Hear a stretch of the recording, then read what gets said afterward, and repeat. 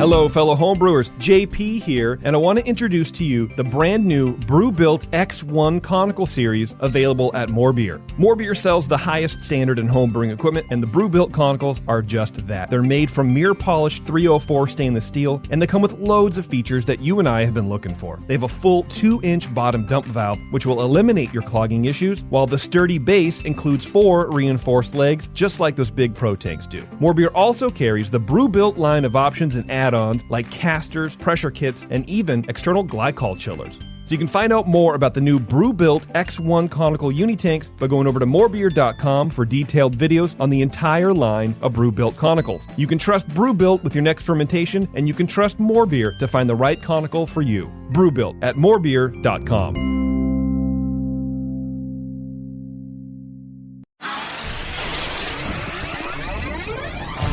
Great beer is about drinkability. Doesn't matter the style. You guys are like walking beer Wikipedia. That's the first time that you've ever accepted me as a person. Or you have a fermentation in your gut. I'm jet propelled at all times. How many guys do you think that you have the privilege to slap? Somebody who's never tasted a commercial example, and this is how you know everything about this beer? Please, you don't. I think that's bullshit. I think it's bullshit too. Wow. Are you guys going to arm wrestle? No. They're going to teabag fight instead. Yeah. You heard of Junkyard Wars? Can I get another high five, Beavis? Now, live from the Brewing Network studios in Northern California, this is the radio program for home brewers, craft brewers, beer lovers, and beer geeks. It's your only source for live beer radio that brings expert brewers together with, well, expert drinkers. This is the radio program with a head on it. This is The Session.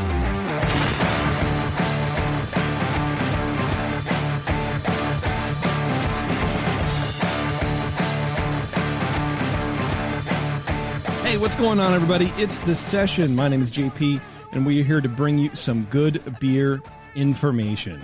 Today's guests are the boys from Kansas Territory Brewing Company, Brandon and Kurt. Fellas, welcome to the show. Thank you. Glad to be here. Thank you for having us. And you're sounding and looking very good, very high quality. You almost like you're in a professional recording studio. What's your deal there? You guys do a bunch of OnlyFans content, or what's up? Absolutely. We're here at our local homebrew shop in Manhattan, Kansas. It's Brew Bros Hops and Sprockets, and this is their practice room for their bands. They're both in a band, so we got to give a big shout out to Terror Tractor and Bikini Gordo, because they're the ones that got us where we are. Terror Tractor, is that the name of the band? It is. Oh yeah, it is. What kind of music is Terror Tractor? Because I have Terror Tractor is definitely metal. Okay, like farm themed, like little the smooth jazz, like the Steel Panther right. of metal, or what's going on? Well, they just do a little bit of everything. They've been around. Okay. I don't know, Aaron, you would know better than me. How long have they been around? Since 1999. Yeah, they started in 1999. Oh, so wow, that is some old shit. They have been around for a while. They've had some band members come in and out. Sure. But yeah, they're a lot of fun. Okay, Terror Tractor, everyone, check them out. And then what was the name of the shop again?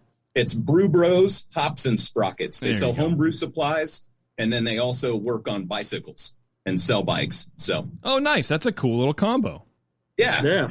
That's nice, man. Is Kansas a big, sort of bike state? I think it has gotten more and more so. Okay. A lot of gravel rallies and stuff like that, but we still have some road bikes that are running around. There's a big Bike Across Kansas event that happens every year. The Dirty Kanza. That's a big one. The Dirty Kanza. That sounds like a lot. That sounds like another band that would back up Terror Tractor. It should be. I mean, honestly, that's cool. I mean, so the picture I have in my head of Kansas is that it's just a flat as a board. So riding your bike across it just sort of seems easy. Are both of those things true? I have not ridden my bike across the state. Okay. I will tell you that Western Kansas is pretty flat. Okay. But we're kind of in the northeast corner, and so we're in the Flint Hills. And so we have a little bit of, certainly don't have any mountains or anything like that. No, right. Otherwise, Flint Hills is kind of like the Ozarks without any trees. Okay. Yeah. Otherwise, it'd be the Flint Mountains. Yeah. That's right. I mean, the Flint Hills are named hills for a reason, I suppose. That's right. Yes, absolutely. All right. Well, why don't we start with your guys' little history in brewing? I don't know, whichever you want to go first, but I would love to know how you both got started in brewing. Were you guys home brewing beforehand? You guys home brewers coming up? Why don't you go ahead? Okay. You can start. So I started, most people don't believe me when I tell them, but I drank my first beer when I was 21 years old. And it was... See, because I started at 19, and I get sort of the same thing, but 21 right. I feel is like, I don't believe you either. When I was 10 years old, my dad bet me $1,000 that I would drink a beer before I turned 21, and I took him up on it. And I think I saved more than $1,000 in college not drinking before I turned 21. Right. But yeah, that was the very first beer I drank. And the Christmas after my birthday's in July, he bought me a homebrew kit. Because you were that into it. Yeah.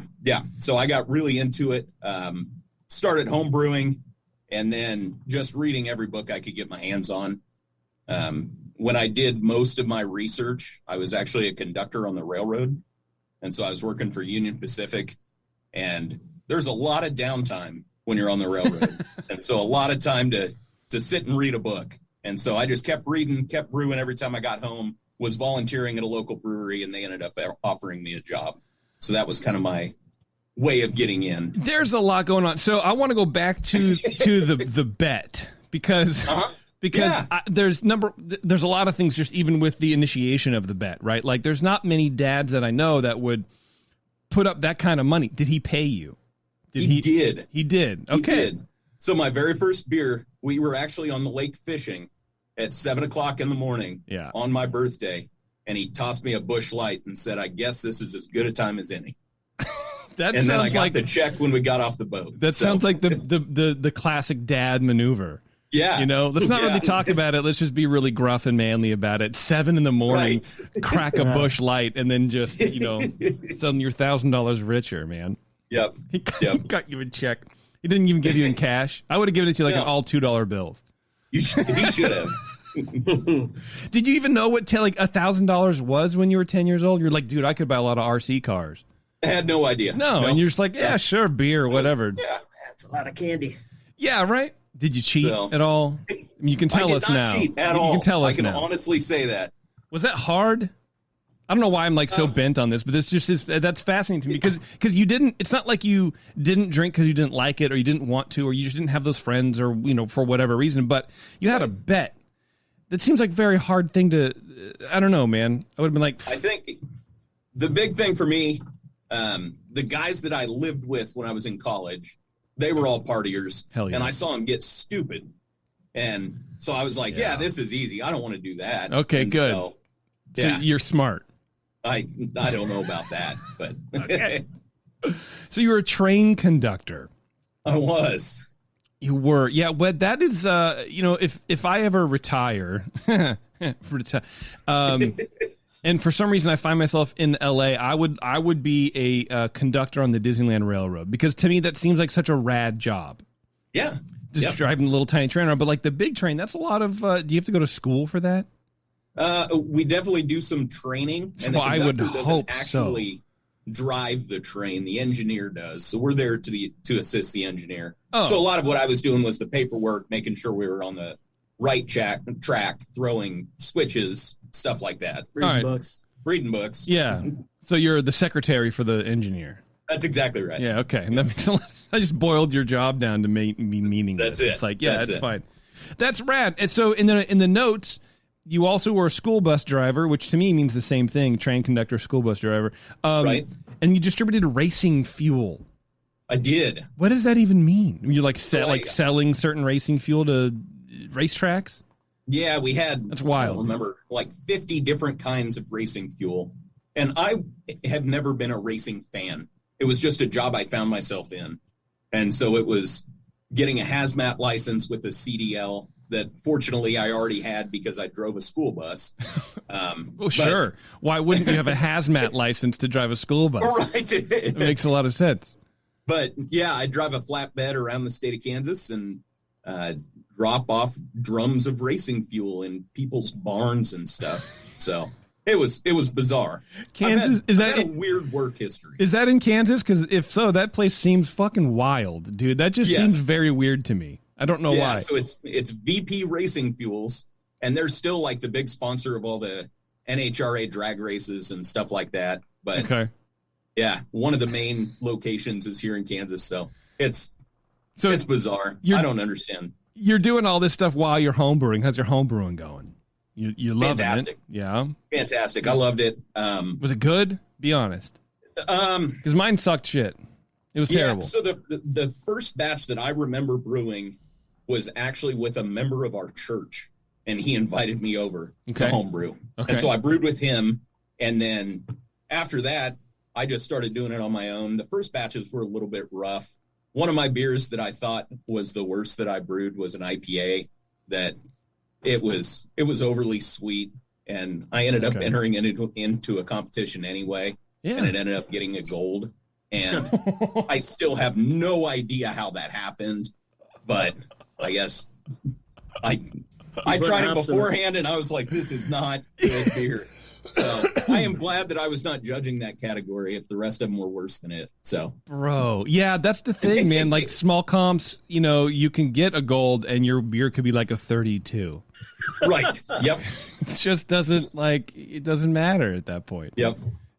Overly sweet IPA. Love it. And I'm not homebrewing a whole lot anymore. I continued to homebrew quite a bit when I was at my last brewery. But at this point, it gets a little tricky. Yeah. Well, so how do you transition out of like a working environment, filing paperwork and doing all of the things? Because it sounds like your job, you just love paperwork, to go into opening a brewery, which is even more paperwork, and then eventually paperwork dies away. How do you shift into going, hey, you know what? I really love brewing. I want to make this my job. Honestly, I was it was always a goal of mine to get into the brewing industry professionally. And so while I was volunteering for Tallgrass Brewing Company, they ended up having a position come open and just asked me. And I was like, absolutely. I'm leaving my job at the railroad. I'll make a third as much money, and I don't care because I'm going to be doing something I love. And I've just stuck with it since then. That's sort of like, why I like asking that question, because you take a giant step down, maybe not giant necessarily, depending on what you were doing before, but a lot of people have made that transition, and it's financially stupid. Right. Yes, but absolutely. Your passion means something at that point. So, as long as you can swing it. So Tallgrass. So you're interning for Tallgrass, or were you, how does that, what job did you have when you first got there? So when I started there, I was volunteering leading tours before I got offered a job. Okay. The job they offered me was just a shift brewing position. So I just started right away on the brew house. And that's good. That's better than most people get when they first enter the scene, right? Usually you're washing kegs or something like that. Scrubbing floors. And so I worked there for about 2 years. They built a new facility on the other side of town that was a 50-barrel brew house with 150-barrel fermenters. But at the same time they were doing that, they opened up a 10-barrel brew pub in downtown Manhattan, Kansas. And they asked me to kind of take that facility over. So I got to be I hate the term brew master, but they called me the brew master of that facility. Okay. And so that's kind of when I stopped home brewing, because I got to home brew on a 10-barrel system. I got to brew whatever I wanted to brew. And it was a blast. Wow. That seems very, I don't know, maybe trusting isn't the right word, but it seems very confident. They were confident in you. Yes. Having no real commercial experience before that. Yep. And I was very fortunate. And I think it also helped that the ownership of the company was still involved on the production side, but they also got to keep an eye on the brew pub side. And so they were in and out quite a bit and gave me a lot of help. That's cool, man. So then what happens at Tallgrass? So Tallgrass, their production facility ended up going under. Oh, man. And so I think they were in 17 states or something when they actually ended up going under. But the brew pub is still open. Oh, okay. And so nice. I ended up transitioning over to Kansas Territory Brewing Company 5 years ago. And when I started there, I started in sales, which Kurt is our sales director. And I am not a sales guy at all. I figured out I belong in a brewery, and that's it. And But yeah, I did sales for a couple of years until our brewer left, and then I've been head brewer out at Kansas Territory ever since. Okay, nice. And Kurt, how long have you been with the company? Let's see, I've been here for about 3 years now. Okay. Yeah, I before that, I had a brief stint at Firestone Walker. I worked there for a year managing 3 states in the Midwest. And before that, I did primarily wholesale for Miller Coors houses. So I had about 13 years of craft brand manager experience managing brands from all over the United States and Miller Coors houses in Illinois. And then that moved me out to Kansas about 7 years ago now. Wow, I guess I never really thought about sales managers moving like that. Yeah. That's wild. Yeah, man. I worked in Southern Illinois for about 5 years, and then a guy called me. It was one of my suppliers who worked for Stone Brewing Company. He said, "Hey, there's this wholesaler in Kansas that they need a craft brands manager. They only have like 6 or 7 craft beer brands, and they want to build their portfolio." So came out, met with the guys, and ran that division for about 5 years. So very successfully. We had a great time building out the craft brands in the state. So. Nice. So you've seen craft grow in the Midwest. Oh yeah, Kansas, I was right? born right in the beginning of it. So very fortunate to do that. I've been out to Sam Adams and went through the beer academy out there and done all the brewery tours across the West Coast, just through their training programs and stuff. So yeah, it's been a wild ride, but with everybody focusing on, real hyper local breweries and things like that, I think there was an opportunity, Brad, who owns Kansas Territory, he was our number 1 local brand at the wholesaler I was working at. And I saw an opportunity for local craft lagers just to explode in the Midwest. So that's why we started talking and I came on board. Yeah, the Midwest is very lager focused, which I'm very jealous of. Right. You know what I mean? And so I appreciate you guys sent 3 lagers. And I was like, wow. I go, that's it? Then I go, that's it. That's all you need. Just give me lagers, man, so you guys know what's going on. Yeah, about 97% of all beer sold in Kansas and in Missouri are domestic lagers. So that's kind of the iceberg that we're chipping away at. Are you trying to get other styles out there in the market through, have the lagers kick down the door and then maybe work in some ales or whatever? Or you're fine with lagers, but you want to take over the majority of that segment? Right. Yeah. So if you look in the United States, there's regional lagers all across the board. You have Rainier up in the Northwest. You have Lone Star down in Texas. A lot of these have been gobbled up by Pabst or some of the big domestic brewery companies. But for some reason in Kansas and Nebraska and even Missouri, there's really not that local domestic lager that people kind of fall back to. Okay. And that's where we saw our future. So when I came on board, we were brewing 9 different beers probably. Yeah, we kind of did it the opposite of what you said. We had a bunch of beers and then have kind of narrowed it down to what has been successful. Right. Okay. That's an interesting growth strategy. Because, usually you try to spread your wings a little bit and show people what they want, but it sounds like everybody already knows what they want. Right. Yeah. And if you boil down, beer, it's consumer packaged good industry, and there's no other consumer packaged goods that goes to the consumer and says, hey, you shouldn't be drinking that because we think that this is better. And we kind of, we wanted to embrace the fact that there's a lot of light lager drinkers out there. It's 97% of the beer sold in Kansas. And, our craft industry is booming. I think whenever I came out here, there were 9 breweries and there's 36 now.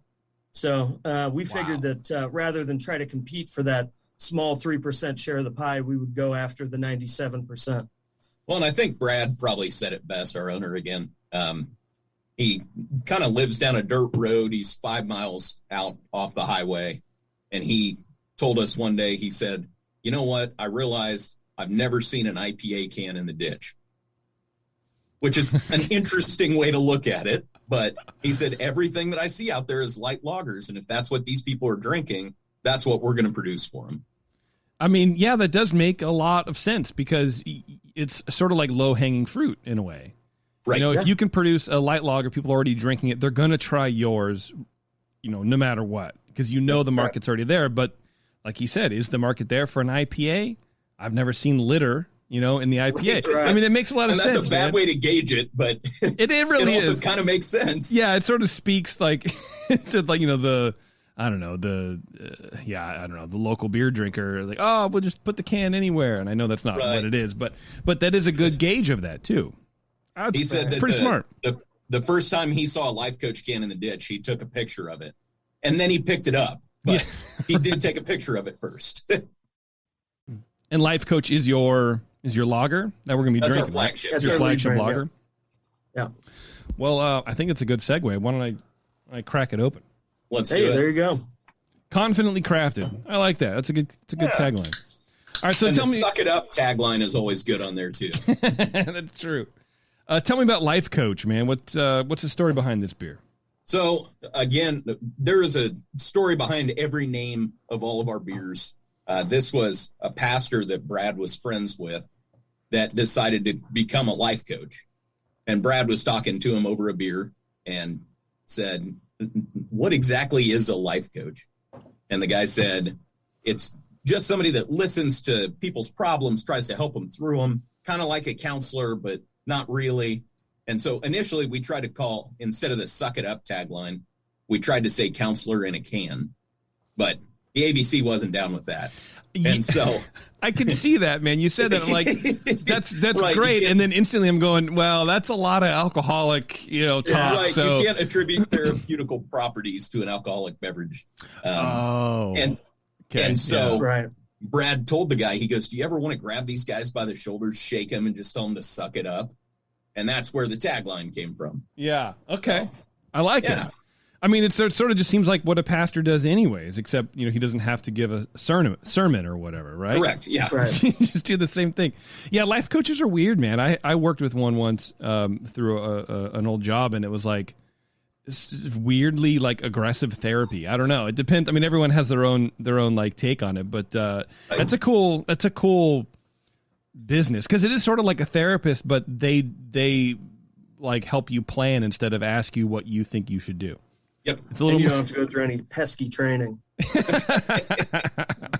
So when you came on, was this already an established brand? Yes, Brandon? for Okay. both of us. Yeah. Yep. Absolutely. Okay. Yep. It was just getting started when I came on. So I did a lot of pushing and doing tastings and stuff like that in some of the local regional areas anyway. Okay. All right. And did you have to do any tweaks to it, or is it just the recipe that was there when you came on? It's pretty similar. We've adjusted the hops a little bit. Okay. But other than that, and obviously this is not a hop forward beer by any stretch of the imagination. Yeah. So what kind of adjustments did you make as far as? So we started using, when I came in, we were using Vanguard, and I just adjusted that back to Hersbrucker. And so wanted a little of that German spice to it. But other than that, it's the same recipe it's been since the brewery started. It's great. Yeah, it's a really good. What's this style? Just standard American lager. Standard American lager. Okay. Yep. So what commercially would I compare this to in my brain, in my stupid brain? You know what I mean? Is it like a just like a Coors? Pabst Schlitz. Yeah. Pabst. Okay. Yeah. It is a corn based. I mean, corn is the adjunct we use. Yes. Okay. Yeah. So I'm definitely getting that. I mean, it does taste like a PBR, but lighter. PBR can sometimes be a little sweeter. It's definitely a little dried out. Right. Yeah, that's a very, very easy drinking. That's a very easy drinking lager. I mean, I could. Yeah, that's great. And yeah, there's no real hop character to speak of, which is obviously what you want, like you said. It's a very pleasant, sort of sweet corn aroma. The yeast esters are there. What kind of yeast do you use for this? So we use Global from Imperial. Is that just like a standard? Lager, just kind of their yeast? standard lager. Okay. But we love the guys out at Imperial Yeast. They have done just an incredible job with their new facility and getting everything up and running. Still maintaining consistency. So and their technical support is second to none. I mean, oh, great. Yeah. Good. Yeah, it's important to have for sure. Absolutely. So how do you take a style like this that is, like you guys have said, well established in the area and chip away, Kurt, like you were saying? How do you chip away at that piece of market? with a beer like this? What do you do? It's not as easy as you would think. No, I can imagine not. It sounds really hard. Yeah, it is sometimes. But honestly, if you look at the wholesale network, you have your Miller Coors, Molson Coors now, and Anheuser-Busch houses. And, in the state of Kansas, whenever we were brought on board, it was what they call a 3-2 state. So all beer was sold through independent liquor stores. And whenever you have a situation like that, the domestic beer guys can pretty much tell these liquor stores what to do. So whenever we walked into these liquor stores and we had a light domestic lager, a lot of them, they were doing backflips, and they were like, this is fantastic. We don't have to be kind of pushed around anymore or anything like that. Wow. And we were received very well. And I think that's why it took off from the start. I mean, whenever we took our focus away from what you would call traditional craft brands, and we cut our SKUs down from, I think we had 15 in total, and we cut them down to 3. Our sales went up 200% the first year. So it essentially we were just focused on a segment that no one's really focusing on, but that kind of drives the train. So it's a lot of feet in the street. I mean, whenever you think of like Anheuser-Busch or Molson Coors, they have one sales rep that covers 3 or 4 states, and they don't, they do some market time out in the market and things like that, but they're not doing regular tastings. Everybody knows what a Coors Light tastes like. So for us to come in and say, hey, we have this brand that you can make a little bit higher margin on, we're local, it's going to be fresher. We're not going to dump a bunch of out-of-code beer on you. They were really receptive to that. So we've also had a lot of success in the college markets. I mean, those have been our biggest markets. So Manhattan, Lawrence, Wichita, those markets have been huge. And I think a lot of that is because of the focus on wanting to drink something hyper local, but you're also going to college kids that might not have the expendable income that they're able to buy a 6-pack of IPA every weekend or whatever. Right. And so that's why we started doing larger packaging as well. And so we're doing 24 packs right now. Okay. But keeping 24 packs at a good price that is similar to the other macro lagers, that gives them an opportunity to still have that pride in their local community. Yeah. But not have to break the bank. How do you, that seems like an impossible job as well. I mean, those things are rock bottom prices.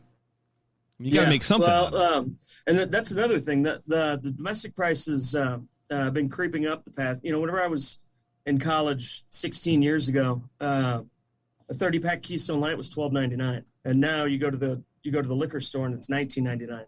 I was out in the market this morning, and Busch Light 30-packs are almost $23 now. So it seems like everybody's been holding the line with craft, and $8.99 6-packs, $8.99. Meanwhile, domestic's been creeping up. I mean, they've been taking price increase every year for the past 12 years. So, it is a little bit more easier to hit that line now to be competitive in the domestic market, at least. That's great. Wow, that's crazy. Do you? So you said that you're paring your brands down. What brands did you get rid of, or maybe put on the back burner, or maybe not distribute as much as the lagers? What had to give a little bit for you to move forward with this? Because I'm fascinated with this sort of business plan of let's just push these style of beers, which I love. Sure, yeah. Some of it was also a discussion of moving from bottles to cans, and so we did start out bottling, and then got a canning line. So we've got a rotary canning line, 18 fill heads. Nice. So we've got that moving. But the brands that we cut, we had a high-rise wheat, which was just a standard American wheat. Mm-hmm. We did kind of a standard IPA. That was our Wind Wagon IPA. We had our Aeroplane Pale Ale. What else am I missing? Locomotion Stout, Horsepower Red.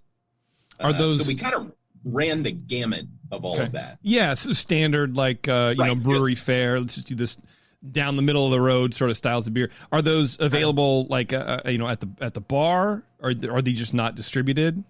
Occasionally they are. As a matter of fact, we just put High Rise Wheat back on the bar. Yep, there you go. Okay, but we are running them more as seasonals right now. Okay, so interesting. Okay, so you sort of drop back to more of the seasonal format, and pushing these a lot harder. Yep. Yeah.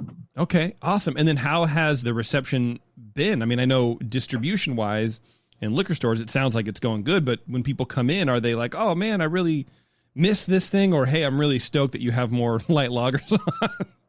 All the time, I really miss this beer. Everybody's got their beer that they miss. Yeah, and, that's true. I think that's going to be true whether you have 40 beers on tap or 3 beers on tap. I realized just as you said that, I was like, yeah, that's probably more true than untrue, because it's the same story every time. Anytime someone takes one beer off, there's always some dumbass who loves it and it's their favorite. Yep. Right. Yeah. But having said that, we also have a 1-barrel pilot system, and so we're always trying to crank just random beers, whatever the brewers want to brew. We're trying to crank that through.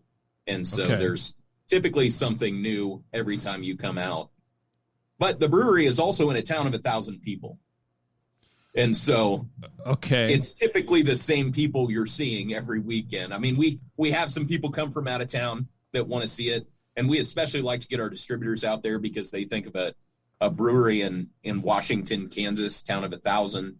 You know, they think it's some rinky-dink operation that really is not as sophisticated as we have made it.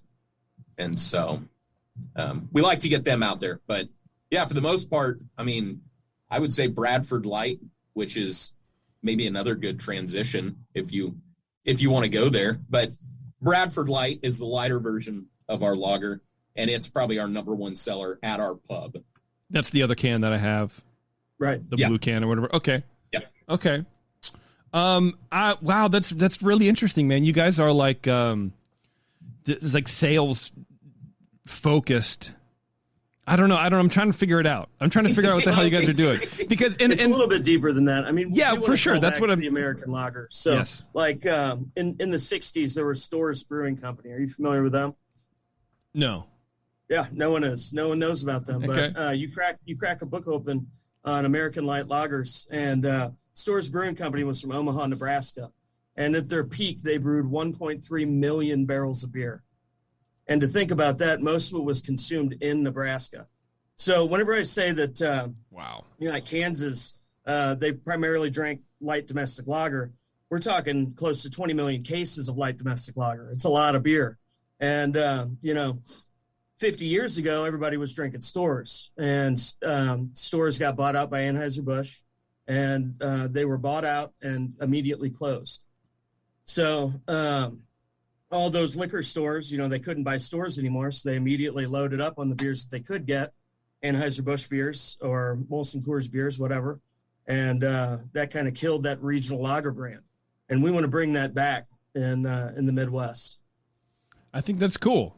Like you said, like Rainier in the Pacific Northwest, Lone Star, Texas has Lone Star, which are both good beers, man. I don't know. Yeah, it's all. I mean, Yingling for. Dude, get out of town with that. It's interesting because, when I got into craft beer in the late 90s, it was very much, this is the style that you poo-pooed. You just shit all over it. Right. Oh, yeah. Big time. And it's interesting that it's not yellow beer, right? Yeah. Oh, my dude. Yeah. That marketing, I never been on board with that. But anyway. I just found out those guys are making seltzer now. So good. They can't use that tagline anymore. Yeah, for sure. Well, once they pushed out their first lager, it's like, oh, okay. Right. But I never understood that, because you are isolating a majority of beer drinkers, and I get the marketing; it's very bombastic and very in your face, and that's that worked for like a little bit. But the problem with marketing like that is you built your brand on the thing that now you're doing, and just this weird circle. But anyway, the like lagers themselves, like pilsners and like the classic German styles or whatever, those always seem to be exempt from the hatred of American, not American lagers, but craft beer lagers. But beers like these were always demonized, and I see them, I don't want to say more and more, but I do see them a lot, and they're good. I never, once I sort of open my palate and my mind to them, I love a Coors. You give me a Coors Banquet. I love that shit. PBR is great. Lone Star, good. Vitamin R. I love it. I don't know. I like it a lot. But, I would definitely support a craft brewery pumping out beers like this over, what do you guys keep saying? Busch Light. Is that like that's the beer up there? It's the number one selling beer in Kansas and Missouri. Busch. I think I've had a Busch Light once. In fact, I think that was responsible for the literal worst hangover I've ever had in my entire life. Yeah.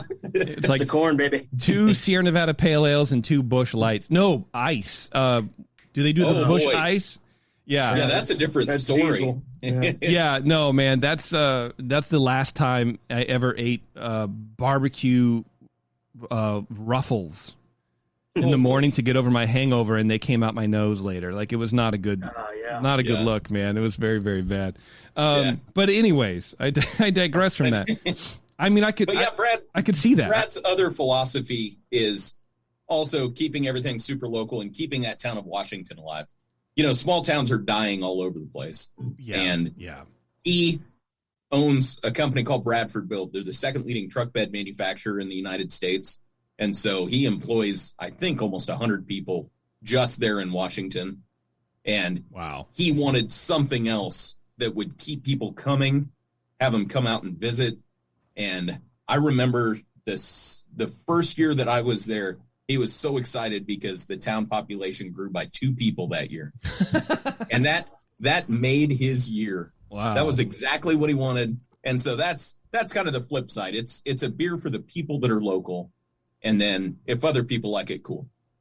It seems almost too good to be true. It seems like almost too benevolent, right? But because you don't hear stories like that, really. Yeah. You know, like I own a business that employs, what is that, 10% of the population in the town, and I'm going to open another business to give them something else to do. Like, that's cool. That's a nice vibe. Right. Yeah, I like it. Well, I'll tell you what, guys. Let's take a quick break. When we come back, I have the Pineapple Life Coach.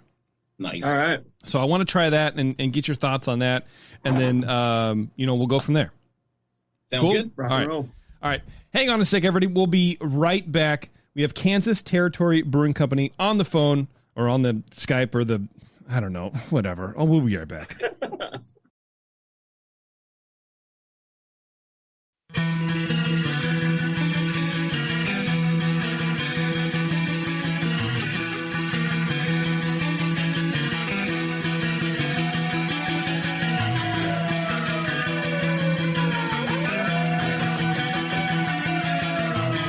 You're tuned into this session. Because life's too short to listen to crappy radio. Hey, thanks for hanging around, everybody. We are The Session, and we are speaking with Kansas Territory Brewing Company out of Washington, Kansas. I got that right? Washington, Kansas? Yep, that's it. Unless you're from there, then it's Washington. It has to be Washington. No. Yeah, it's always... Right. Yeah, absolutely. Anybody from the Midwest says Washington. That's right.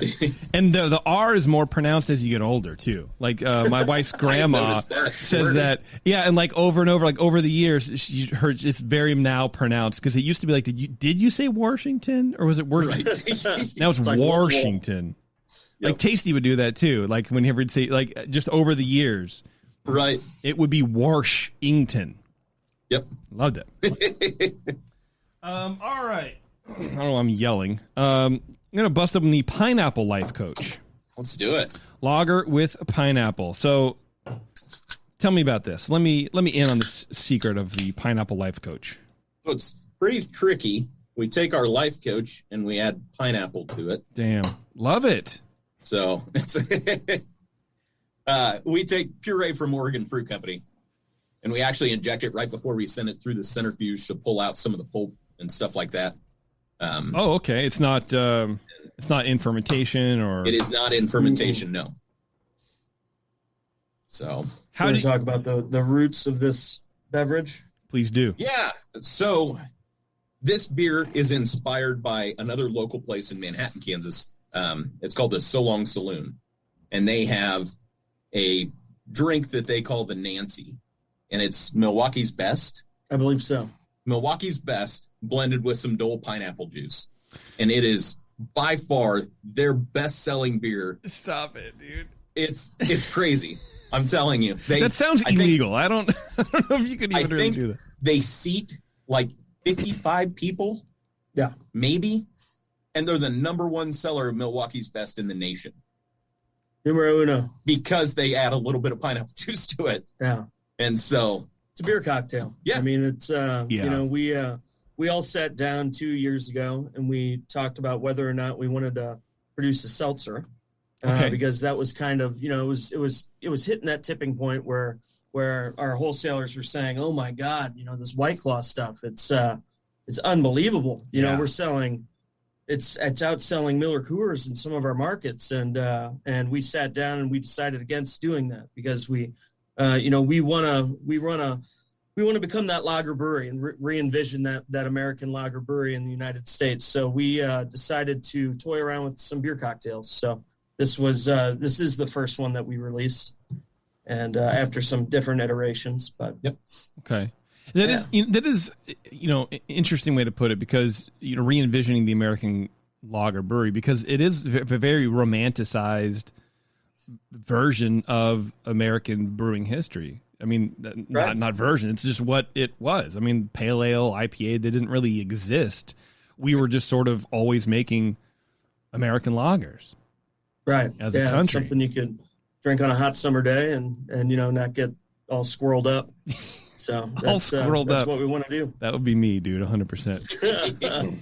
Squirreled my up. big focus on this beer, and this is going to harken back to another Brad story, but we always want to make sure that our beer is drinkable to the point where when you finish one, you want another one. Yes, right. That's the goal. And so when Brad had to give a talk at one of the beer festivals we went to, they paired our life coach with a bratwurst or something.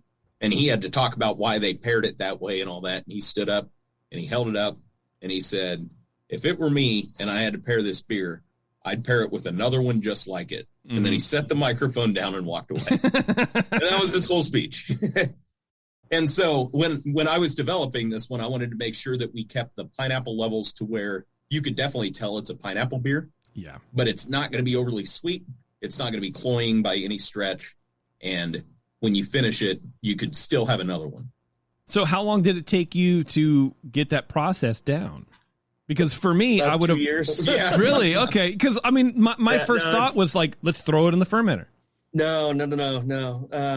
Brandon oversimplified it a little bit. It took us a long time to get this into a can. It did. It was a lot of mixing in pint glasses originally. Mm-hmm. We switched suppliers of pineapple a couple of different times. Oregon Fruit, I know they've been a sponsor of you guys for a while, but their stuff's absolutely fantastic. And we were able to find a way that we could add it and still keep a stable product. And so it was a labor of love, that's for sure. Raw pineapple has a lot of bacteria in it. It's, like whenever you're taking probiotics, if you look on the back, it'll say, that it comes from pineapple or something like that. So, getting a shelf stable beer like this took a long time. Yep.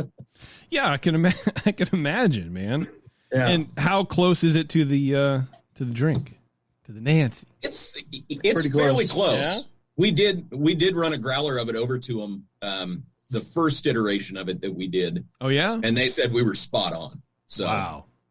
And then they said they were okay with us producing it as long as we didn't call it a Nancy. So if you're ever in Manhattan, Kansas, go to So Long Saloon and order yourself a Nancy. Yeah. But if you're not and you need one in a pinch, that's right.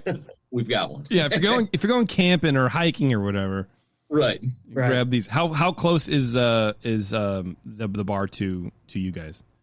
So it's a little over an hour. I actually live in Manhattan, so I commute a little over an hour every day up to work. Okay. I typically see more deer than cars on my way there, but it's fucking wild, man. I can just put it in autopilot and just go. God damn. It takes us out here in the Bay Area. It takes us about an hour to go like 30 miles. 35 miles, no. Dude. I'm talking an hour to go about 70 miles. Yeah. So because I drive 70 miles an hour. And that's why, No, it doesn't work that way out here, man. This is an interesting beer. I mean, you call it a beer. I want to, like Kurt was saying, a beer cocktail, but it's not really. It's good. I like it. I don't know, man. It is oddly refreshing. Like for some reason, I don't really think that the pineapple would be a good pairing with like standard American lager. I don't know why. I just never really thought about it, but it sort of works. Yeah, And I don't know how I feel great about for us. I mean, the first year we had it out in cans. So with Life Coach, we have 3 different packages. We have 6-packs, 15s, and 30 or 24 packs. Mm-hmm. And we just released this in 6-packs, and it's already overtaken Life Coach Original, Really? which has been it's been great for us. And the community's really responded well to it. So that's weird to me, man. I don't. Do you think that that's sort of writing on the wall as far as you're opening to do more fruited beers like this? Maybe. So we look back at like Ballast Point. We brought those guys to Kansas, and I remember I met with their sales team in Earl whenever we kicked off, and he said never have more than 3 types of sculpin because you get sculpin fatigue and people stop buying it and they just get overwhelmed. So while we may do another iteration in the future, I think we're just going to stick with what we got going now. Yeah. And we do draft versions. I mean, we've had grapefruit and sea salt Life Coach. We packaged that for some on-premise accounts. That sounds good, like a little salty dog version of a beer. Yeah, or something salty like that. dog, Yeah, exactly. dude. Yeah, and that's hail back to Oklahoma. We have people that drive from Oklahoma City, which is about 8 hours, up to the brewery just to buy pineapples. So we figured we'd do a salty dog version for them. I love it. That's cool. And then would you just stop doing this one to then do the other one? Because like you said, you don't want people to get tired of it. Or do you have that worked out yet? We're still in the infancy of Pineapple Life Coach. I mean, like I said, we only have 6-packs right now because our brewery's at capacity, which is why we're building out our new facility, which is much, much bigger than what we have now. What is your system now? I don't know if we've covered that yet. So we're brewing on an ABE system out of Lincoln, Nebraska. It's a 4-vessel, 20-barrel system. We're brewing into 60-barrel fermenters. 20 barrels. Okay, 20 barrels. That's nothing to shake a stick at, man. Yeah. So it gets a little bit tricky when I'm the only one brewing, and that happens on occasion. Okay. And so that's a good 18-hour day. But but that's going to happen every now and then. Yeah. So you're doing like 3 turns. I knew what I was getting myself into. Well, when I got that's into true. The brewing industry. Yeah, that's true, man. That's true. So and that's one thing I will say. Anytime I interview a new brewer and talk to somebody about coming into our facility, I spend the entire interview trying to talk them out of it. And if they're still interested at the end of the interview, then they might stick around for a little bit. But I'm going to do everything that I can to talk them out. What do you do? What do you say? Like, what's like the go-to line? You got to have one go-to. It's just a lot of, what we all know that brewers do. Yes. You like cleaning milk. A lot of, right. Do you like scrubbing floors? Do you like lifting 50-pound bags over your heads? Do you like, just CIPing tanks and stuff like that? And if they're still interested, then we might have somebody. Do you ever get people going like, "Oh, I just want to walk around in boots and drink beer"? Sure. Yeah. Okay. Yep. Interesting. A lot of times. Interesting. And so, and that's why I know a lot of breweries. I have heard at least that they recommend giving the person you're interviewing a couple of beers and seeing how they are after a couple of beers. I don't want them close to beer because I don't want them to think that that's what we're doing is drinking 3 or 4 beers every day and just hanging out. But that is a good interview tactic. Like, hey, because if you don't like the person or if they get a little weird after a few beers, you can't take them to a beer festival. Right. Just there's no way. We've all heard stories about that. We've all seen that. We've all been that guy, right, guys? All right. Do you guys have many beer fests out there at your way? Oh, all tons of them. Yeah, I nice. think the year that I started, Brandon told me, what? How many did you do? Like 70 in 1 year? Something like that. Yeah, there's a lot. Really? 70 in 1 year? Yeah, he said he did one at least one a weekend for the entire year, and I was like, all right, that stops now. Yeah.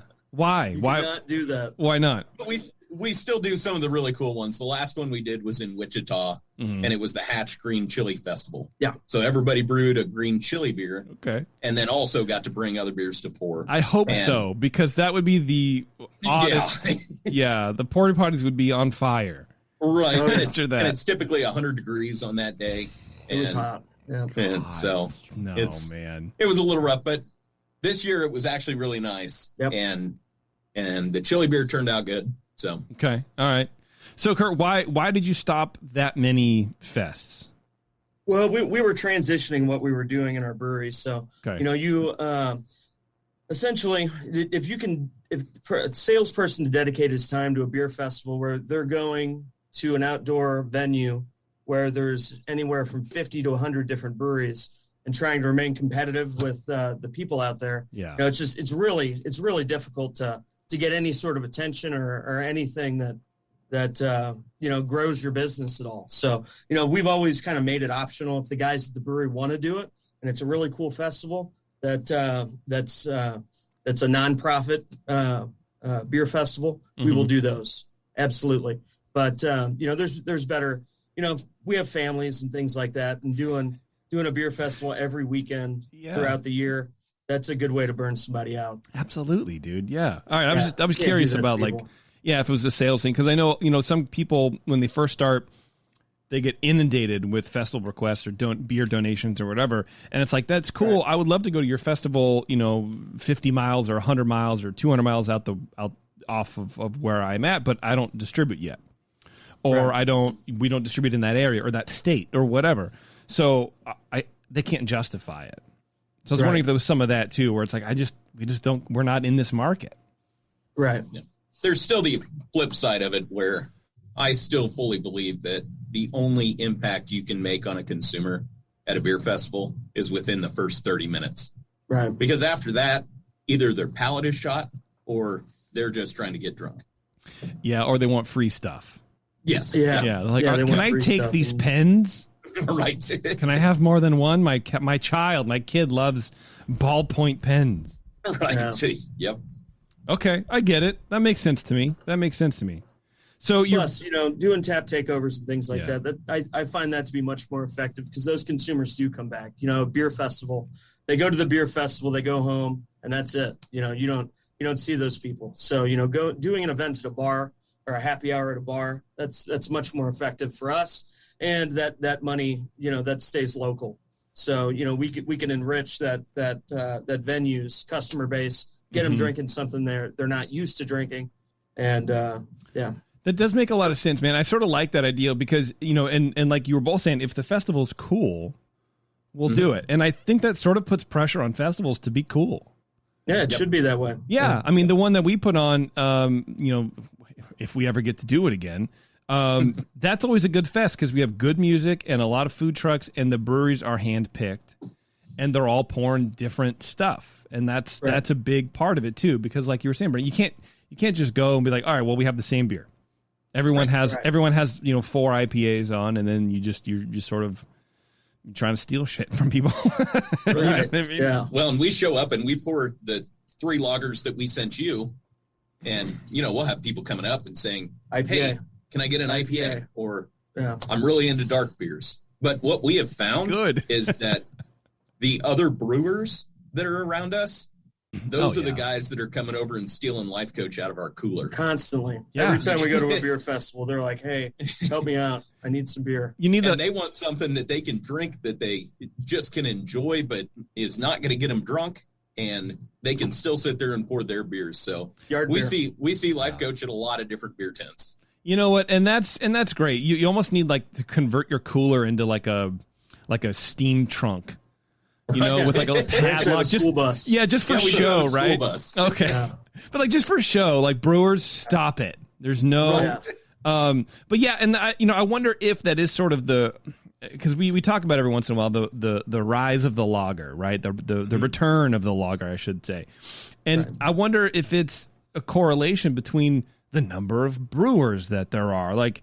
You know what I mean? Because it is a brewer's beer, and that's always what's going to happen, right? If you have a lager on, you're going to get a brewer, like a fly, just circling around like, hey, is that, are you guys, what's the ABV on that? What's going on? But there's so many breweries opening now. I think more people are just like, look, I want to brew this lager. We're going to brew it. We're going to drink it here. People are going to like it. And then that has sort of, I don't know. I'm trying to find an analogy for it, but it's sort of like, I don't know. The courage or whatever. Let's just be really bombastic about it. That someone had the courage. Brewers are having the courage to stand up to the IPA and to say, we're going to do this beer. I don't know what I'm saying, but you know what I mean? It's like there's more brewers. Do it well and repeat it. Yeah, it's tough. There's more brewers out there drinking the thing. They're brewing it for themselves, and then other people are sort of like the consumers, like, oh, I like this too. Please do more. Right. I don't know. But you also, and I think I heard this on the show. I can't remember who it was that said it, but somebody said if you don't brew an IPA, it's because you hate money. And I mean, that is the other side of it. But yeah, that's the other side of it, because that's just what it is. But I mean, you guys, I think, are a good example of the caveat to that is know your market. Right. Yeah. If it's not selling, you're doing it and yourself and your customers a disservice by putting out an IPA that's it's been sitting here for 3 months. No one's drinking it. Right. That, and we can be friends with everybody. We're not competing with any of the local craft breweries. We want to be friends with them. We'll do collaborations with them from time to time. So, it kind of opens the door for us that, we can sell our beer to other craft breweries that want to, have a affordable domestic option for their consumers, so that, that group of 10 people that come in, 2 guys aren't alienated. So, and especially Life Coach has done really well at other breweries. Yeah. Because they don't want to tie up their tank for over 30 days, but they still want to have something that a Bud Light drinker can drink. Right. And so they just slide Life Coach in there, and it works out great for them. Wow. Yeah, what a great life coach, more like business coach. You know what I'm saying, guys? There you go. It's a good strategy. And, I hate to sort of break it down like that, because in craft, and especially on this show, we sort of talk about the romance and it's a lifestyle and we do this for the passion or whatever. But at the end of the day, you do have bills to pay, and you do have to be smart about how you position yourself within the market. And it sounds like you guys are doing a great job with that. It makes total sense. It's definitely a unique business plan, and one that has worked very well for us. Yeah. Yeah, and it's not easy too. I mean, brewing a light domestic lager, it's not as easy as brewing a stout or imperial IPA or something like that. And we've both sold those. I've been in the industry for 15 years. I've sold Stone, Dogfish Head, every brewery across the board, and I love those beers. I love them, but I also love light domestic lagers. I always have, and that's what we're doing. I love it. Let's take a quick break. We're going to come back. I want to drink the last beer. What's it called again? The Bradford Light. Bradford Light. Okay. We'll check out that. We'll talk a little bit about light beer and all that kind of funky stuff. So hang on, everybody. It's The Session. We're on with Kansas Territory Brewing Company. We'll be right back. 888-401-BEER. It's time to talk beer and chew bubblegum. And we're all out of gum. The Session. Hey, thanks for hanging around, everybody. We're going to wrap things up here in a little bit, but I'm going to crack open the Bradford Light Domestic Lager from Kansas Territory Brewing Company. See, I'm not a liar. I did it. Tell me about the Bradford, because first of all, this label pretty much rules. That is very it's got that blue collar, baby. 60s, mid 60s sort of like vibe. Because I drank a lot of beer in the 60s, so I know exactly what that is. Tell me about this beer, please. So, this one we use rice as an adjunct instead of corn. Okay. And so, but still keep it really, really simple. We keep it light. We do add amylase to it at about day 3 of fermentation, so we dry it all the way out. But yeah, this was a response to some of the brewers or not the brewers, but the people that were drinking the beer that thought Life Coach was a little too heavy, which I thought was absurd. You're gotta be kidding me. No. Again, it's a Busch Light culture. And so Life Coach is a little bit heavier than that. Yeah, but I mean, I think that these people are, you have to have like the largest population of super tasters in the country, because it's an impossible. I'm a super taster. We've all covered this on the show multiple times. Right. Everybody knows about it. Heavy? Yeah. Oh my God. I mean, also God bless him, because that's great. I love that. I love going. I don't really like heavy beers. Do you have something lighter than the standard American lager? Right. But those are some of the same comments that you get at beer festivals too. I don't really like heavy beers, so I'm not into those lagers. Do you have anything else? And are you serious? What? Really? Yeah. Oh yeah, we get some of that. Do you think that the proliferation of the lager in the Midwest is due to like I don't mean this the wrong way, but the lack of education? I don't know. It's just people just don't know about it. I mean, there's a lot of people in the Midwest that drink all day too. I mean, you got to think about that. You really, you know what? You really do have to think about that. Yeah, you don't think you do, but it turns out you really do have to think about that. Mm-hmm. They want to pick up a 24-pack or a 30-pack in the morning, and then that's their day's plan. Yep, cheaper than a movie. So. Yeah, hallucinating usually is. But yeah, I think part of it is a little bit of a lack of education, and part of it is people trying to become educated. And so when they say, I don't like heavy beers, I don't like those lagers, I think they have just heard a beer called a lager before they didn't like, and they just assume that's all the heavy beers, but they're trying. Okay. Yes. I'm big into giving people the benefit of the doubt. Yeah, absolutely. Well, and it sounds like that's probably a lot of what it is as well, because they're using the language that they've heard to describe the beers. Right. It might not be the language. We talk about this with like Nicole Ernie a couple times. Is your vocabulary and mine might be different, but we could be talking about the same thing. So it's finding that shared vocabulary and then giving that to the consumer and going, this is what you mean when you say this word. What was it? It smelled like her uncle's basement or something. Who knows? She said something like that. That's sort of why I like talking about beer, because you can just say the weirdest off the wall shit. And sometimes it sticks. And sometimes people are like, what are you talking about? Right. But then you get that one weirdo going, yeah, it really does smell like your uncle's basement. That's weird. I don't know why. So this is a response to people thinking that Life Coach is too heavy. Right. All right. So and then the name, obviously Bradford Light. It's a light domestic lager. Bradford is kind of the company that backs the brewery. And so again, that's the truck bed manufacturing company. Okay. So they do steel and aluminum truck beds that are aftermarket that they put on pickups. So you're getting all the plugs in today. Beds, farm trucks, all that kind of stuff. Okay. So, so there you go, guys. If you're driving around with a Bradford, you should be driving around with a Bradford. You know what I mean? That's right. Next to you or in the Brad trunk. also really wants to put a big focus on the domestic lager truly being domestic. And so not being owned by a foreign company, being obviously we're right in the middle of the United States. And so we're owned by one person. It's a single family operation.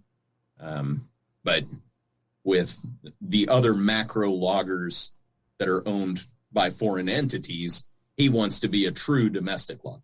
I get that. I respect that. I like the vibe of keeping things local, keeping the money in the community. I mean, that's really the point of small town regional breweries in the first place. Yep. Right. I do really appreciate that shift in craft marketing as well. Aside from the, like we already talked about the early 90s, early 2000s, where it's like the big, let's make a splash and let's do this and whatever. It's now like support your local craft brewery.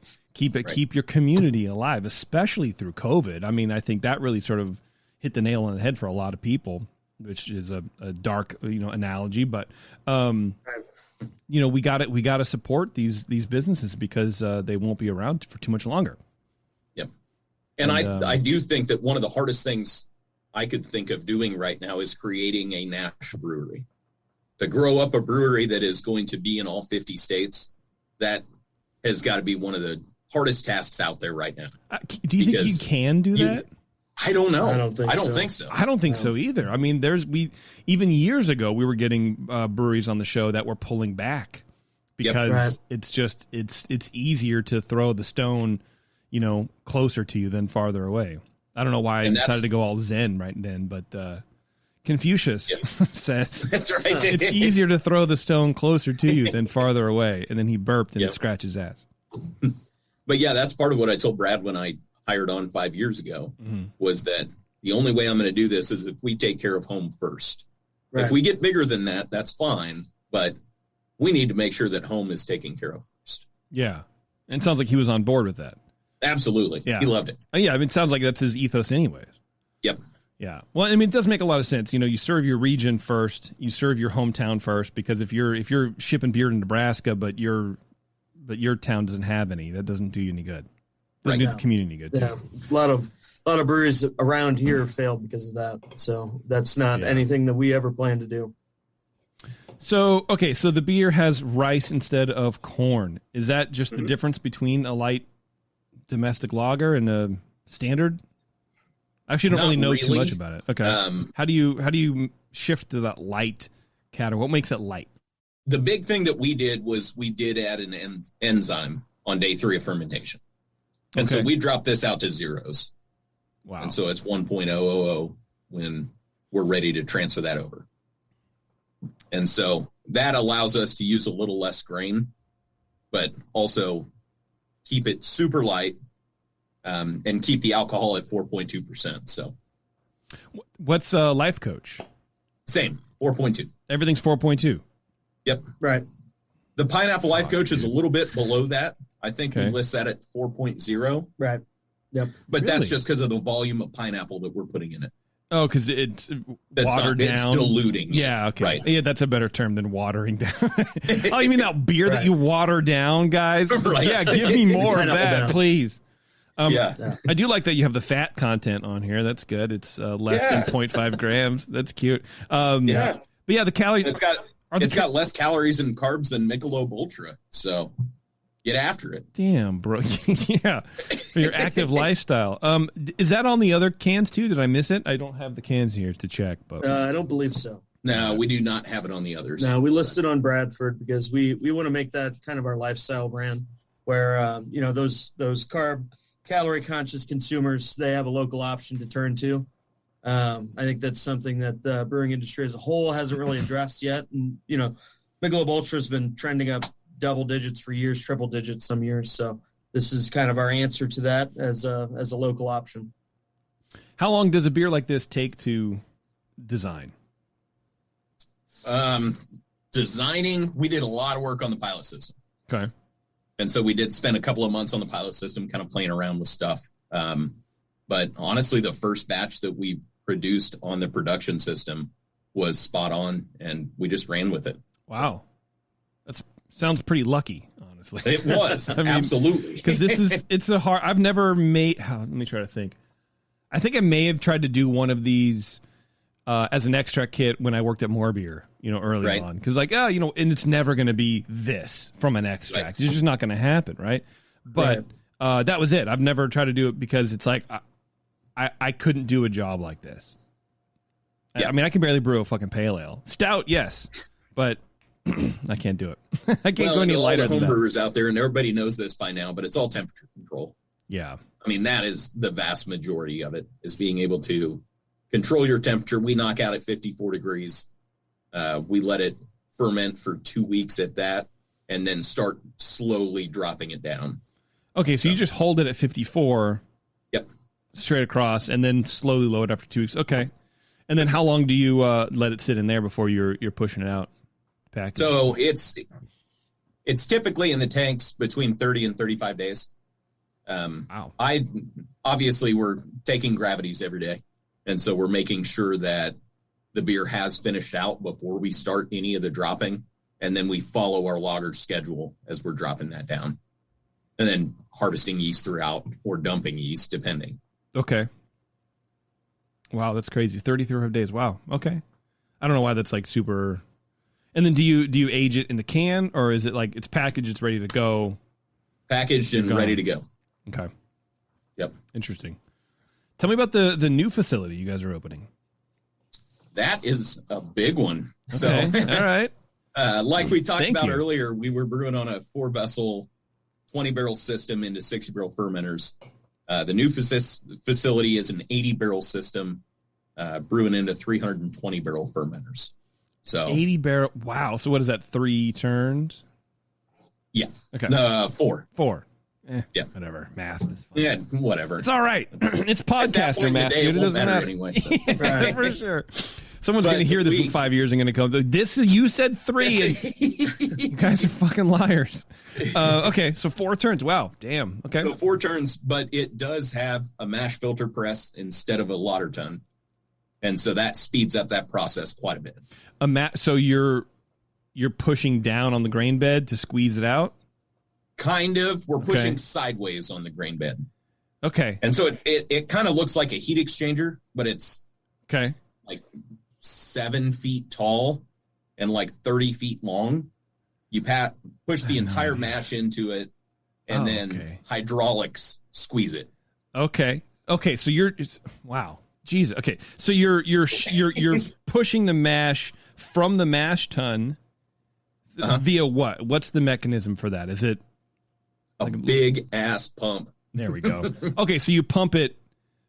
Okay, I see. So you don't. This is really This is honestly the first time I've ever heard of this. So I'm really trying to process it. So it's just like your mash is, the grain ratio, maybe like on a homebrew scale, it's like 1-to-1 or whatever. So it's still soupy. You pump it out. Right. You don't drain it first and it's go over dry. The entire mash. Got it. Okay.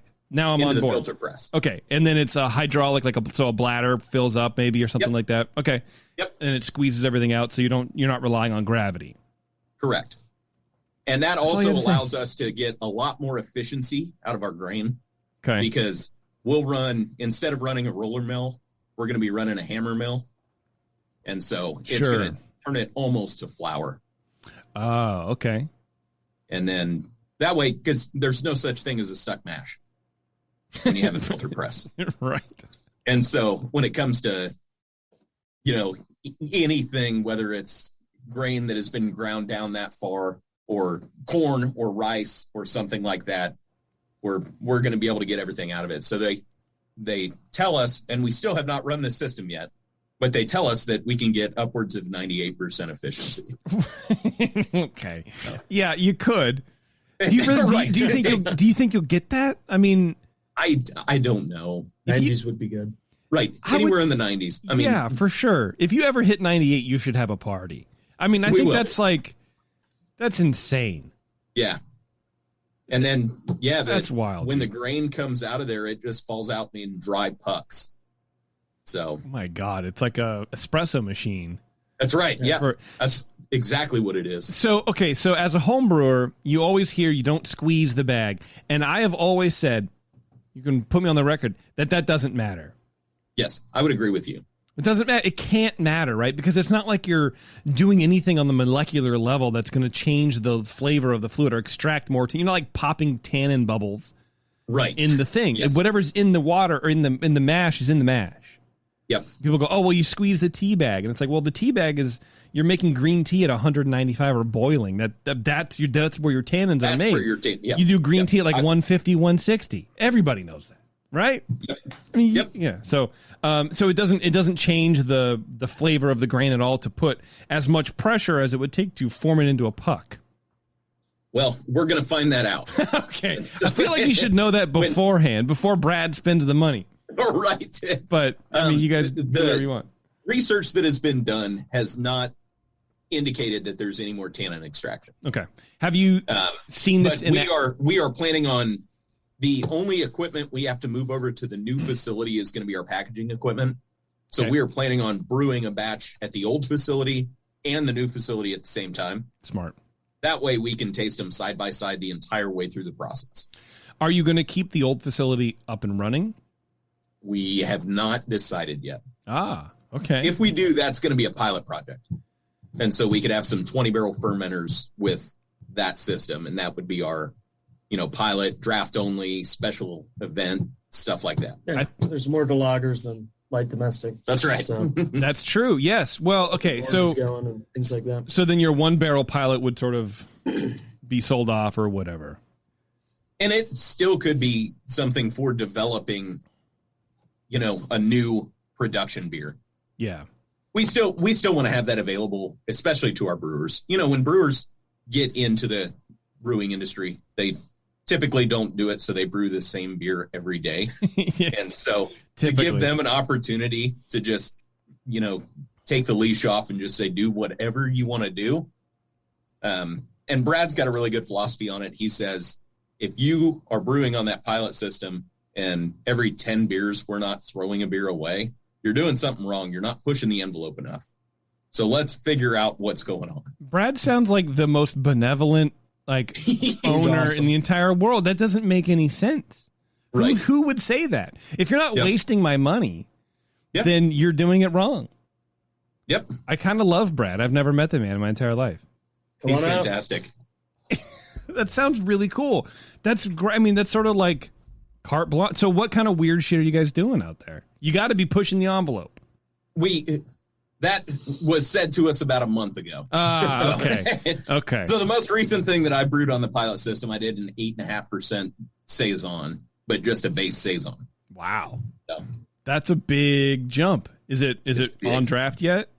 It is, yes. And how's that going?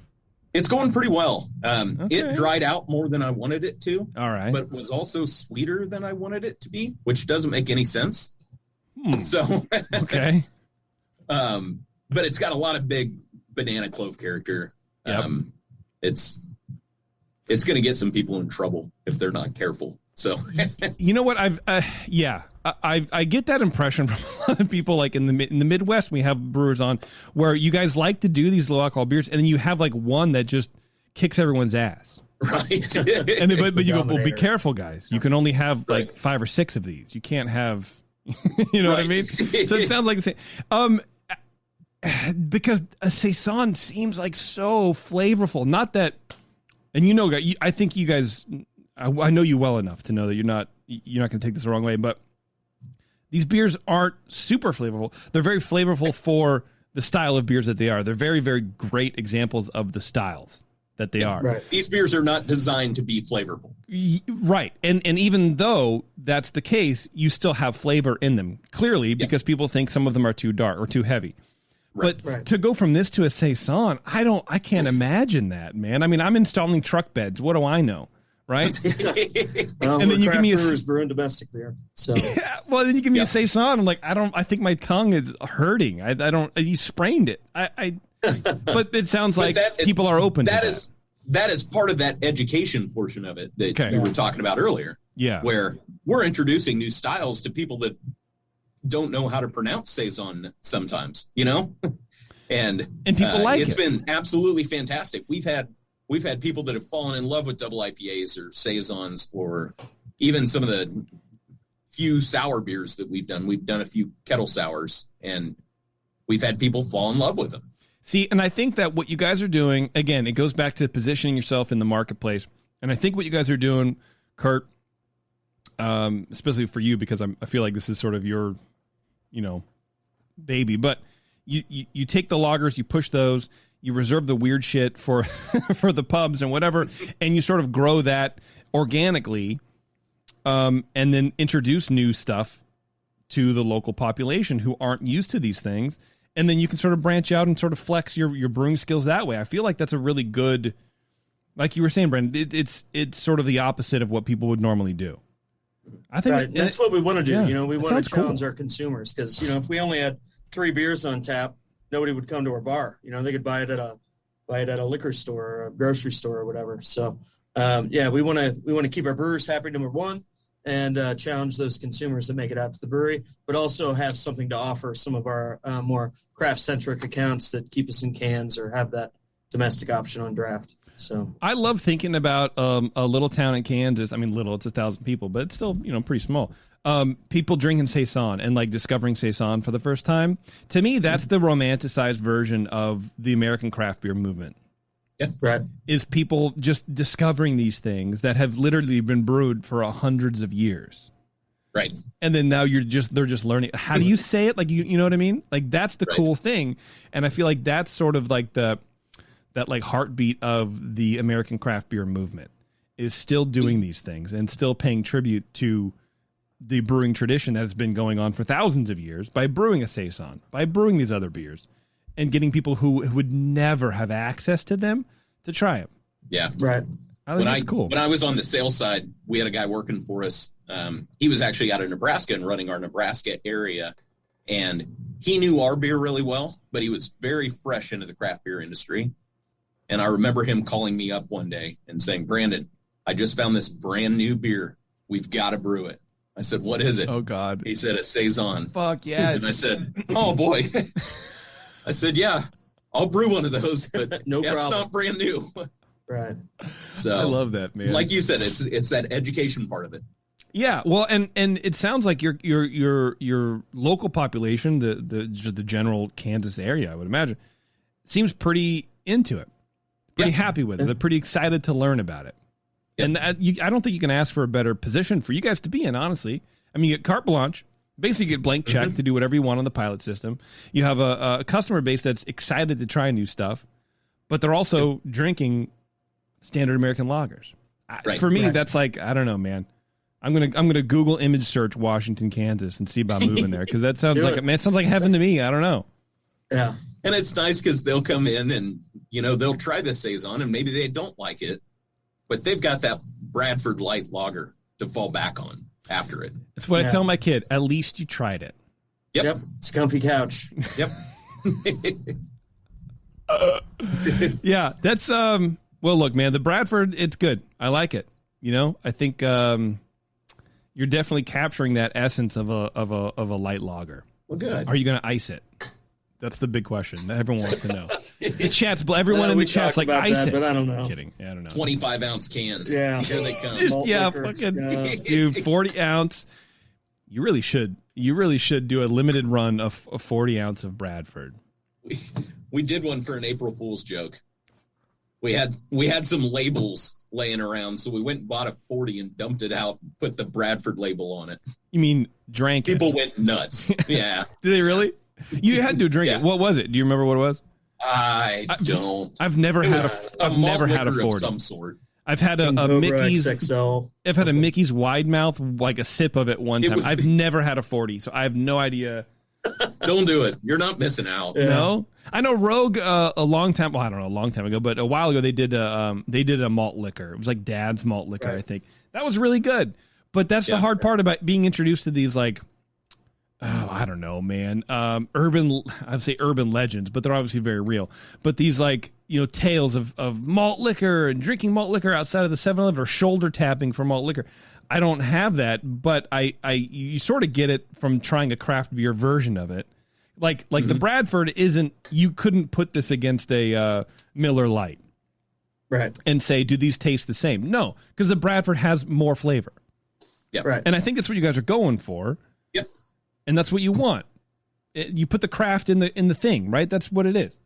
Right. Yeah, but I don't know where I was going with that weird that weird segue, man. But I think that's cool, dude. That sounds like you guys have a pretty good vibe on what's going on. And I'm reading my notes now that the new facility is going to have a new tasting room and an outdoor patio. Correct. Wow, you guys are really building some sort of destination. All you need now is a hotel attached to it, or a couple campgrounds. Right. Campground. Is it going to be a campground? Camping is so big out there too. Really? It's so interesting. When I started working with the tasting room a little bit, we're only open Thursday, Friday, Saturday nights. And Thursday night is the busiest night of all three of them during the summer, which didn't make any sense to me because everywhere I've ever been, it's been Friday and Saturday. And then I realized that everybody's going camping. And so they leave Friday morning, go out to the lake, and then they're not around to come into the tasting room. And so, okay. Yeah, it's been interesting. But the other thing we are planning on doing out there, so we're going to have some stadium style seating. We're going to have a stage so we can play live music, but we're also going to be putting a distillery in. Whoa. So, yeah. Oh, now you're talking, baby. Okay. Barrel track. Yeah, it's going to be awesome. We already got oak barrels coming. So we currently have 125 gallons still, and we're running rye whiskey wash through it. Wow. That was not big enough. So we've got a 2,500 gallons still on the way. Wow. Damn. Pot still, or what kind of still are you talking? Yep. Pot still. There you go. That's the way to do it. Rock and roll. Wow, that's wild. Who's heading up your distilling operations? Is that you? So far. Okay. All right. No, the guy that we just hired, he's super interested in distilling. So he's still got the GI Bill. He was going to take some classes on distilling. and that will probably transfer over to Shea. So nice, dude. That's cool. Is it still going to be a Kansas Territory Distilling, or is it going to be under a different name? I don't know that we've even gotten that far. we have some label proofs we're working through. We just want to make sure it's right. You know, getting into the spirits games, totally different than beer. That's what I did before I got in the beer industry. So we'll have that nailed down for the end of the year. Yeah, it sounds like some time. Aging rye takes a while. Right. Yeah, absolutely, and it should, honestly. I mean, because that shit will light you on fire, dude. Yep. Right. It sounds like echoing Jamil's problems too, opening Heretic, where it's like, or opening the distillery. Like, I don't really know. He's just basically has a distillery, just running stuff, just trying to figure it all out. Yeah. Right. Well, I love it, guys. Just a big rye fan, so yeah. He said we're going to make some. Well, rye for days. Rye for days. Well, and then you have to do some sort of whiskey barrel aged. Yep. Beers, but I'm very curious about how that would go down. Like a big 11% imperial stout aged on rye barrels. That would get a lot of people in trouble. Yeah. That should be it'll definitely open up some doors for us to do some creative things. Yes. So, we're going to have to invest in some wax so we can get some limited release bombers going or something. And we've been playing with some barrels so far. We've got our Time Portal, which is our breakfast brown ale. We brew with oats and a little bit of honey. We've got that aging in 4 different whiskey barrels right now. Our high rise wheat we aged in a tequila barrel. And so we're going to add some lime zest to that. Yeah, dude. And see what happens. But I've had some of those other little small batch projects in the work. Yeah, that's cool, man. I've had a Saison. I think it was from Shady Oak, actually. It was a Saison aged in, I know it's not typical, but out here, I feel like we're talking about another planet. I don't know why. Forgive me. But you see sometimes barrel-aged gins, which generally aren't barrel-aged, right? But so a Saison aged in a barrel that had gin in it previously. Yeah. It worked really well. If you think, I can see it. Yeah. That's fun. All the botanicals and that sounds cool. Well, boys, where can everybody go to learn more about Kansas Territory? Well, you go to our website, KansasTerritoryBrewingCo.com. That'd be the best place to go. Check us out on Facebook. Hell yeah. Where we do most of our posts and everything. Or come on out to Washington, Kansas. Yeah. Yeah, do that. Airport. If you have a private plane, come on out. If you have a private plane. Yeah, I'm looking at the Google Maps. You know what's weird about your city is that if you look on Google Maps, over to the right, there's this squarish shape that's separate from the other boundaries of the city. It's like this little tiny line that divides this random shape from this other random shape that's by Washington Church. I don't know. It's very weird. East College Street. There's this little tiny corner of East College Street that's in this weird trapezoidal. Yeah, I don't know. There's a lake. I don't know. It looks crazy. I don't know. I'll have to look at it. There's a rectangle of blue in this. Please look at it. Let me know what you're seeing, because this is. I want to know what's going on. I feel like it's been annexed by the Illuminati or something like that. Could be. You never know. Yeah, you never know. Yeah, that's cool, man. It seems like a cool place to hang out, and it seems like the local population supporting you guys, and that's all we can really ask for. You know what I mean? Yep. All right, guys. We'll let you split. Thank you, everybody, for tuning in. I really appreciate it. Thank you, of course, to our sponsor, More Beer. You can go to morebeer.com. Get absolutely everything you need to make great beer at home. You got books. You can make wine. You can roast coffee. You can do all sorts of fun stuff besides just brewing beer. Who would have ever known? Anyway, thank you guys very much. I really appreciate it. KansasTerritoryBrewingCo.com. And until next time, guys, we'll see you later. JP's an asshole. Justin's a nice guy and winning the race. JP does great as his charity